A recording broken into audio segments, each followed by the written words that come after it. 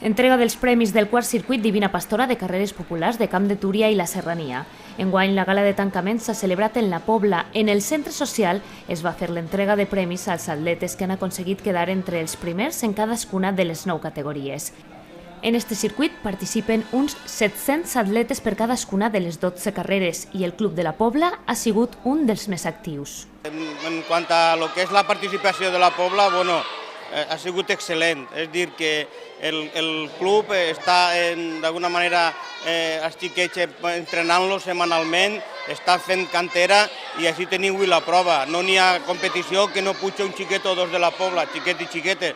I jo crec que podem estar tots contents de l'èxit de l'atletisme així en la Pobla i pense que n'hi ha que donar-los l'enhorabona al club i a tots els que estan treballant per aquest esport perquè estan fent-ho però de meravella. Competien 20 clubs de tota la comarca i els de la Pobla han quedat en 6a posició en la categoria general. Fins a 4 atletes del Club de la Pobla han pujat a replegar premis. Els xiquets que duem a l'escola és el futur de l'atletisme i la veritat és que la participació i la resposta dels xiquets ha sigut molt bona. Han guanyat 4 premis i a banda de les que tenim en altres carreres, que estan quedant molt bé, els infantils, cadetes i algun benjamí.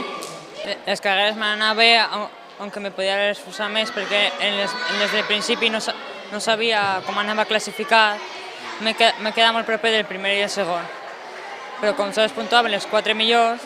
He quedat tercera i les carreres n'hi ha algunes que no m'han així bé, n'hi ha algunes que m'han així prou bé.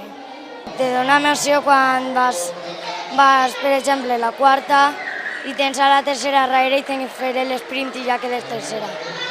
Les carreres s'han fet de maig a gener en els diferents pobles de la comarca de Camp de Túria i la Serrania i han estat organitzades per associacions, clubs i entitats esportives de la zona. La finalitat del circuit és fomentar la participació en activitats esportives i oferir a tot el món la possibilitat de participar en proves d'atletisme sense necessitat d'eixir de la comarca.